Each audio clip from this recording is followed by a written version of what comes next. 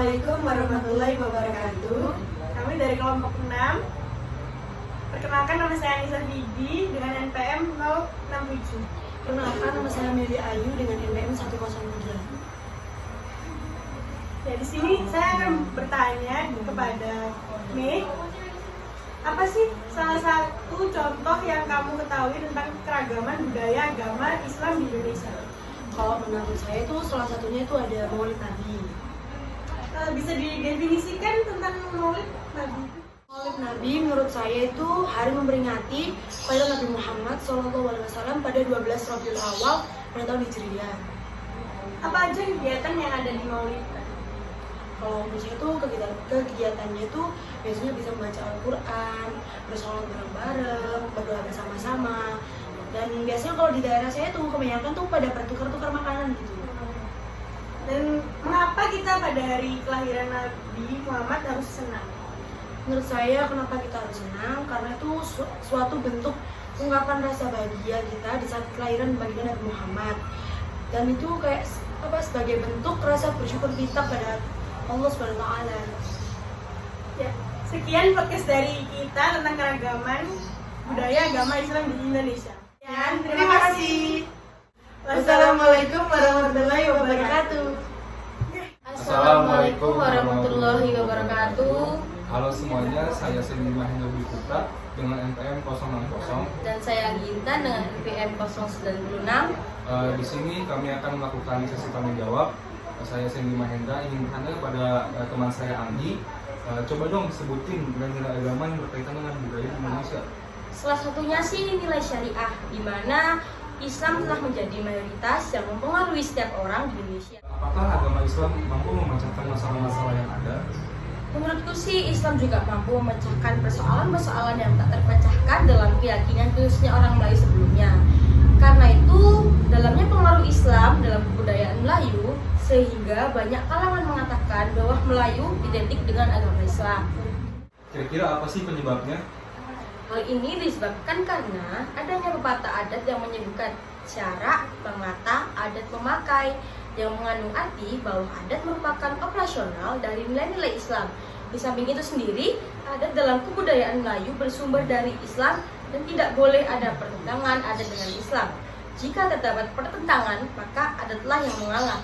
Hal ini diungkapkan dalam pepatah adat bersendi syarak, syarak bersendi kita buka. Sekian dari sesi tanya jawab kami. Wassalamualaikum warahmatullahi wabarakatuh. Assalamualaikum warahmatullahi wabarakatuh. Perkenalkan, saya Trenita Zalianti dengan NPM 069. Perkenalkan, saya Gilang Agifari dengan NPM 080. Saya Rizky Mubarok dengan NPM 071. Di sini saya ingin bertanya dengan kalian, apakah kamu pernah mendengar tentang kasus yang terjadi akibat gesekan antar budaya, agama, dan negara di Indonesia? Ya, aku pernah mendengar tentang kasus yang terjadi akibat gesekan antar budaya, agama, dan negara di Indonesia. Jadi kasusnya itu tragedi Sampit.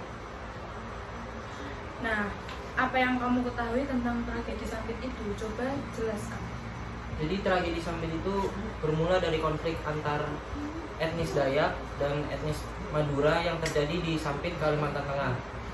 Jadi konfliknya bermula pada 18 Februari 2001 saat 4 anggota keluarga Madura, Matayo, Haris, Kama, dan istrinya tewas dibunuh. Lalu warga Madura lantas mendatangi rumah milik suku Dayak bernama Timil yang dianggap telah menyembunyikan si pembunuh. Nah, massa meminta agar Timil menyerahkan pelaku pembunuhan itu. Karena permintaan mereka tidak dituruti, massa marah dan membakar rumah.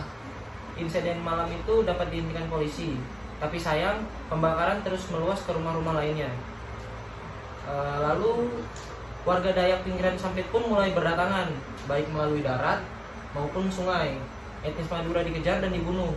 Penduduk asli sepertinya tahu di mana kantong-kantong warga Madura berada. Tua muda, pria wanita menjadi sasaran pembunuhan. Di beberapa ruas jalan tampak bergelimangan tubuh-tubuh korban tanpa kepala. Jadi sebagian besar warga dari etnis Madura itu harus diungsikan ke Jawa Timur dan Jawa Tengah. Karena korban terus bertambah dan sudah tidak bisa dihitung berapa rumah dan fasilitas umum yang terbakar, Jadi diperkirakan korban jiwa mencapai angka 469 orang dan konfliknya itu berlangsung selama 10 hari. Oke. Selain tragedi Sampit, apa yang kalian ketahui tentang tragedi lainnya? Coba jelas. Tragedi yang aku tahu yang kedua itu konflik Maluku. Jadi konflik itu konflik kekerasan dengan latar belakang perbedaan agama, yakni agama Islam dan agama Kristen. Nah, konflik Maluku itu menelan korban jiwa sebanyak 8 hingga 9.000 orang. Selain itu, lebih dari 29.000 rumah terbakar, serta 49 masjid, 47 gereja, 719 toko, dan 38 gedung pemerintahan hancur. Rentang konflik yang terjadi juga paling lama yakni sekitar 4 tahun. Oke. Ada juga konflik 1998, krisis ekonomi berujung menjadi konflik sosial pada penghujung Orde Baru. Nah, jatuhnya Soeharto ditandai dengan merebaknya kerusuhan di berbagai wilayah di Indonesia. Pada kerusuhan tersebut, banyak toko dan perusahaan dihancurkan massa yang mengamuk. Perempuan keturunan Tionghoa bahkan menjadi korban pelecehan pemerkosaan dalam kerusuhan itu. Banyak yang diperkosa beramai-ramai dan nyaya lalu dibunuh. Di antara etnis Tionghoa, banyak yang meninggalkan Indonesia untuk mencari keselamatan. Perserikatan Bangsa-Bangsa menetapkan 21 Mei sebagai Hari Dialog dan Keberagaman sejak 2002. Peringatan hari ini berawal saat UNESCO mengeluarkan Deklarasi Universal tentang Keberagaman Budaya melalui resolusi nomor 57/249 ditetapkan 21 Mei sebagai hari merayakan keberagaman di seluruh dunia. PBB mencatat sebanyak 75% dari konflik besar yang terjadi di dunia saat ini berakar pada dimensi kultural. PBB pun mencanangkan dialog untuk menjembatani budaya demi menciptakan perdamaian.